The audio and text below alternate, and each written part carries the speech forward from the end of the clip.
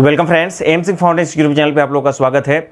Bihar enforcement sub inspector का interview शुरू होने वाला है 8 सितंबर से और ये अंत होगा 19 सितंबर को और करीब 1119 स्टूडेंट इस इंटरव्यू में भाग लेने वाले हैं और सीट मात्र 212 है। तो ऐसे में बहुत ज़रूरी हो जाता है कि जो भी छात्र इस इंटरव्यू राउंड में जाने वाले हैं 30 नंबर के इंटरव्यू में मैक्सिमम 20, 25, 26, 27 तक एक स्कोर करें ताकि उनको मेरिट में कोई समस्या नहीं हो, क्योंकि अभी भी 11 से 19 को 212 तक के सफ़र तय करना है। तो बहुत ही महत्वपूर्ण होने वाला है इंटरव्यू का राउंड आपके लिए। तो आज की वीडियो में हम लोग बात करने वाले हैं जो भी छात्र इंटरव्यू देंगे उनको क्या क्या चीज़ें हैं जिनको सावधानी बरतना है, क्या क्या चीज़ें हैं जिनको अभी बाकी बचे दिन में उनको इन्हेंस करना है, कैसे आगे बढ़ना है। तो वीडियो में शुरू से अंत तक बने रहें, बहुत ही महत्वपूर्ण होने वाला है यदि आप बिहार इन्फोर्समेंट सब इंस्पेक्टर के इंटरव्यू के कैंडिडेट हैं। तो सबसे पहले हम लोग बात कर लेते हैं इस एग्जामिनेशन के बारे में। आपको पता है कि ये बहुत ही पुराना वैकेंसी है। 2446 के साथ आया था, उसके आसपास आया था। 2446 का ज्वाइनिंग भी हो गया, लेकिन इसमें काफ़ी लंबा वक्त लगा। लेकिन अब ये अंतिम राउंड में पहुंच चुका है इंटरव्यू। 212 सीट पर इंटरव्यू होने वाला है। 212 सीट है टोटल और कुल छात्रों को जो कॉल किया गया है 1119 छात्रों को कॉल किया गया है इंटरव्यू के लिए। 8 से 19 सितंबर के बीच में होने वाला है। सबसे महत्वपूर्ण बात क्या है कि ये जो 30 नंबर का इंटरव्यू होगा इसका कोई भी फिक्स्ड सिलेबस नहीं है। जी हाँ, फिक्स सिलेबस नहीं होने के देखिए बिहार की एक विडंबना है, चाहे आप बीपीएससी की बात कीजिएगा या फिर इस वाले इन्फोर्समेंट वाला, फिक्स सिलेबस नहीं है। यूपीएससी का फिक्स सिलेबस होता है, ठीक है, तो वहाँ पर दिक्कत नहीं होता है, लेकिन यहाँ पे बहुत सारा दिक्कत होता है।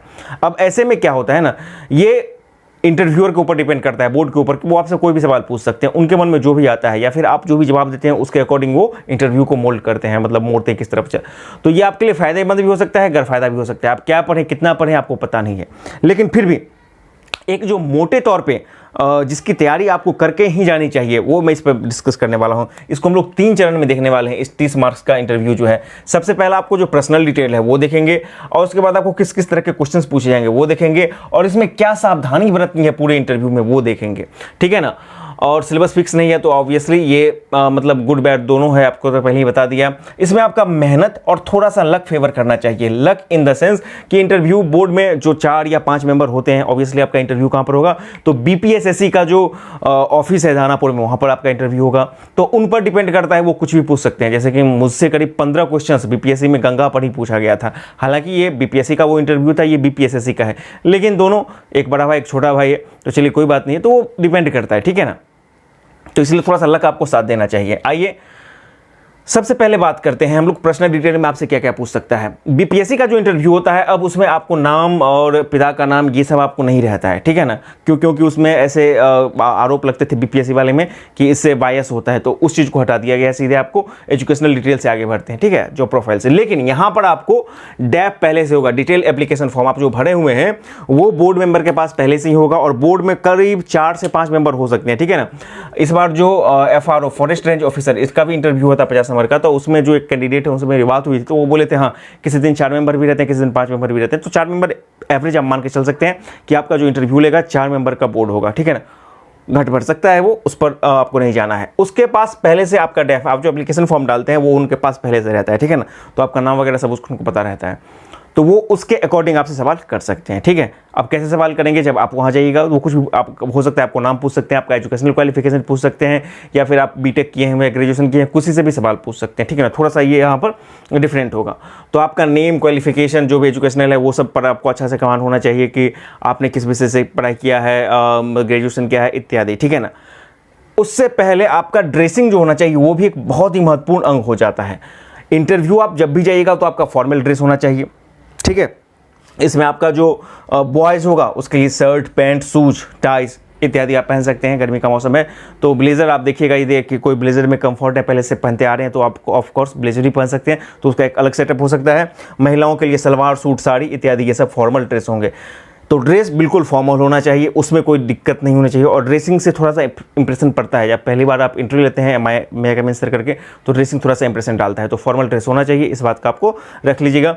आपके पास पहले से ड्रेस हैं तो अच्छी बात है, यदि नहीं अभी आप सिलवाने वाले हैं, कुछ लोग ऐसे होते हैं जैसे कि मैंने सिलवाया था इंटरव्यू के वक्त में, तो उसको 1-2 बार पहन करके रिहर्सल कर लें, मौके को दे दीजिएगा, तो उसमें थोड़ा सा कंफर्ट हो जाएगा ड्रेस के साथ, ठीक है ना।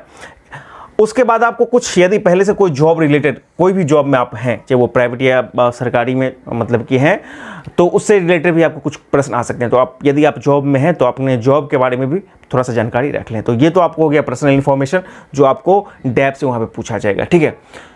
इस पोर्शन के बाद आपको क्या होगा ना कि नॉर्मली 15 से 20 मिनट तक आपका इंटरव्यू चल सकता है, ठीक है। नॉर्मली मैं एक बोल रहा हूँ, वो तो डिपेंड करेगा वहाँ पे कितना और क्या रहता है।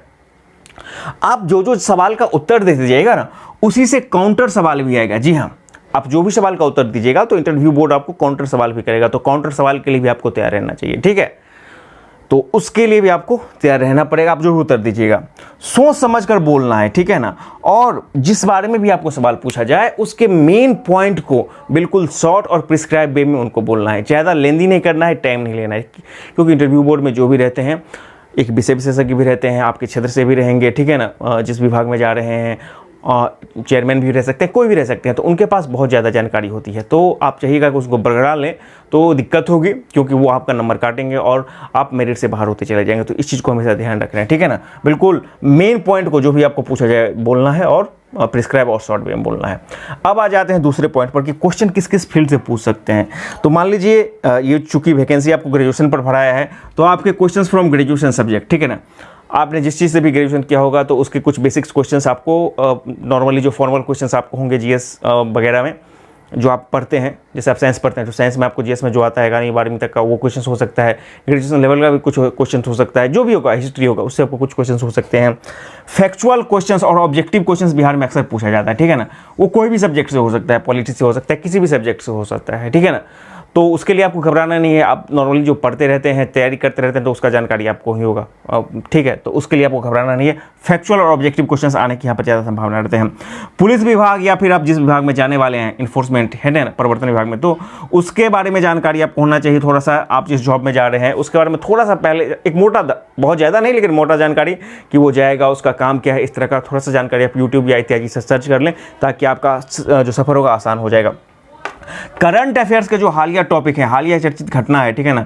अभी पहले मतलब कि वो ज्ञान वापी मस्जिद था, या फिर अभी बिहार में सत्ता परिवर्तन हुआ है, इससे पहले राष्ट्रपति चुनाव है ना, राजद्रोह कानून था, इस तरह के कुछ महत्वपूर्ण चीज़ें हैं जो हालिया घटनाक्रम में रही हैं, वो सब आपको सवाल पूछा जा सकता है। तो करंट के कुछ टॉपिक को देख लें, बस थोड़ा सा जानकारी होना चाहिए। अखबार अभी से आप लोग निश्चित रूप से पढ़ेंगे। हाँ, आप जो भी हैं अभी से कोई भी एक अखबार का जो मेन टॉपिक है, मेन टॉपिक अखबार का, ठीक है ना, उसके बाद एडिटोरियल संपादकीय, कोई भी आप हिंदी या इंग्लिश जो भी पढ़ते हैं उसके, ठीक है ना, मेन टॉपिक जो हेडलाइंस रहते हैं 1-2 पेज में, और नेशनल इंटरनेशनल, और साथ ही साथ जो संपादकीय उसको आप पढ़ते रहिएगा। इससे आपको मदद मिल जाएगा करंट वाले सेक्शन में, ठीक है ना। और बिहार बेस्ड कुछ फैक्चुअल क्वेश्चंस हो सकते हैं, जैसे जीआई टैग है ना, अभी हाल ही में मखाना को भी 5वां जीआई टैग मिल गया है। बिहार के भौगोलिक स्थिति, जनसंख्या, पॉलिटिकल सिचुएशन में आपको कुछ भी पूछ सकता है, तो उस चीज़ों के लिए आपको तैयार रहना होगा, ठीक है ना। थोड़ा सा ऑब्जेक्टिव नॉलेज को इन्हेंस करते रहिए हर एक सब्जेक्ट को। ये हो गया। अब आ जाते हैं आपको इंटरव्यू के दौरान क्या क्या महत्वपूर्ण चीज़ों पर ध्यान रखना होगा। सबसे पहले आई कांटेक्ट बहुत ही महत्वपूर्ण हो जाता है। जब भी आप अंदर जाते हैं तो थोड़ा सा चेहरा पर मुस्कान रखना है। आप जब भी जवाब देते हैं बिल्कुल धीर गंभीर हो जाइएगा तो वो भी आपके लिए अति हो जाएगा, मतलब आपके अगेंस्ट में चला जाएगा। और आप मान लीजिएगा दांत चार के हंसने लगे वहाँ पर, तो वो भी आपके लिए दिक्कत हो जाएगा। थोड़ा सा बैलेंस बना के रखना है मुस्कान के साथ, और ऑब्लाइज्ड रहना है। आपको याद रखना है कि आपके इंटरव्यू बोर्ड में जो भी बैठे हुए हैं उनसे आपको नंबर लेना है कि नहीं, तो बिल्कुल ऑब्लाइज्ड वे में आपको उनको सम्मान देना है। उनसे उनके किसी भी प्रश्न से यदि आप सहमत नहीं हैं उत्तर से, ठीक है, तो उनको आर्ग्यू नहीं करना है। आप उनको सीधे से बोलना है, ठीक है सॉरी सर, यदि आप ही सही है लेकिन फिर भी वो आपको कर रहे हैं तो आप बोल दीजिएगा सॉरी सर मैं इसको चेक कर लूँगा, ठीक है ना। उनसे आर्ग्यू नहीं करना, इन चीज़ों को ध्यान रखना है, ठीक है ना।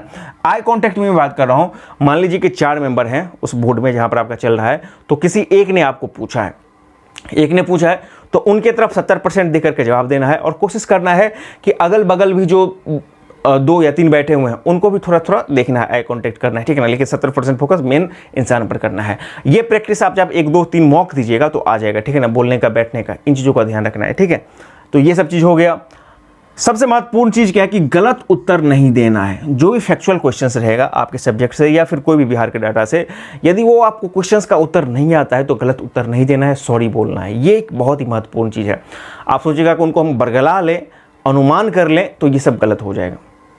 अनुमान करना भी है, आपको लगता है कि चलो हमको थोड़ा थोड़ा याद है, अनुमान करना भी है, तो हम आप जो है उनसे परमिशन मांगेंगे कि मुझे इस प्रश्न का उत्तर सही ढंग से नहीं आ रहा है, आपकी अनुमति से मैं इसका अनुमान लगाना चाहूँगा। यदि वो अनुमान मतलब अनुमति देंगे तो अनुमान लगाइए, नहीं तो आप आगे सॉरी बोल के आगे बढ़िए। इस चीज़ का ध्यान रखना है। लेकिन सिचुएशन बेस्ड सवाल पे सॉरी नहीं बोलना है। मान लीजिए आपको ESI आपसे सिचुएशन बेस्ड एक क्वेश्चन पूछ दिया कि आप ESI बन के जा रहे हैं, आपको पता चला कि आपके डिपार्टमेंट में करप्शन है और आपके सीनियर ऑफिसर आपसे मतलब कि करप्शन या तो वो खुद कर रहे हैं या पर दबाव डाल रहे हैं, तब क्या कीजिएगा? तो इस क्वेश्चन में आप सॉरी नहीं बोल सकते हैं। सिचुएशनल क्वेश्चन में आपको सॉरी नहीं बोला जा सकता है, उसका आपको कुछ ना कुछ उत्तर देना पड़ेगा, ठीक है ना। और आप जो उत्तर दीजिएगा फिर उसका काउंटर भी आपको करेगा। मान लीजिए आप बोलिएगा कि आप पकड़वा दीजिएगा, अब तो फिर वो बोलेंगे, तब तो फिर आप पर वो विभाग में यदि इस तरह का चीज़ है तो वो आप पर फिर लग जाएंगे।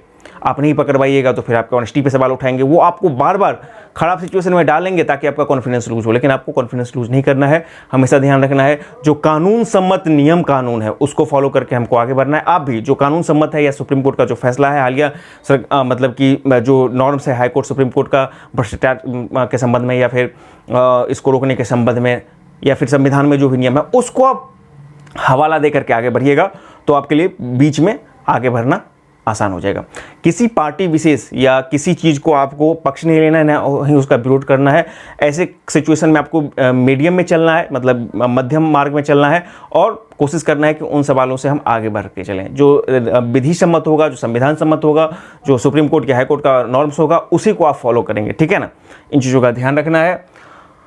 और साथ ही साथ अंत में आप निश्चित रूप से कोशिश करेंगे कि 1 से 2 ऑनलाइन या ऑफलाइन मॉक टेस्ट दे दें, ठीक है ना। पटना में बहुत सारे इंस्टीट्यूट भी है, वहाँ पे भी जाकर आप दे सकते हैं, ताकि आपका झिझक टूट जाएगा और भी आपकी जो कमी है वो आपको मॉक में पता चल जाएगा। उसको आप इधर जो 10 दिन या 15 दिन, क्योंकि आप 8 तारीख से शुरू हो रहा है तो किसको किस दिन पकड़ाएगा 19 तारीख तक नहीं पता है ना, तो ठीक है, समय है थोड़ा भी आपके पास, ठीक है।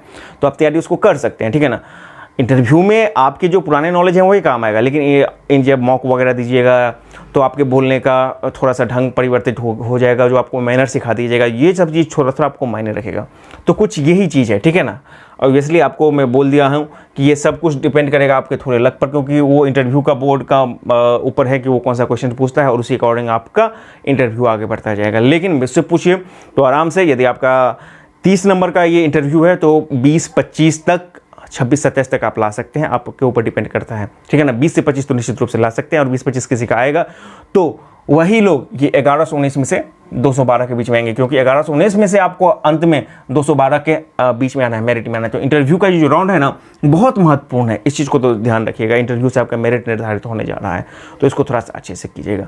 तो ये बेसिक इन्फॉर्मेशन था आपको ड्रेसिंग से लेकर के, जो क्वेश्चन आपको कहाँ का थोड़ा सा करना है ग्रेजुएशन का। जैसे आपका कोई भी ग्रेजुएशन सब्जेक्ट है तो 12वीं लेवल के आपको जो क्वेश्चन पढ़ते हैं कंपटीशन तैयारी करने में, ठीक है ना, किसी बुक से, उसको एक बार देख लीजिए मोटे तौर पर, बहुत डीप नहीं जाना है, ठीक है ना।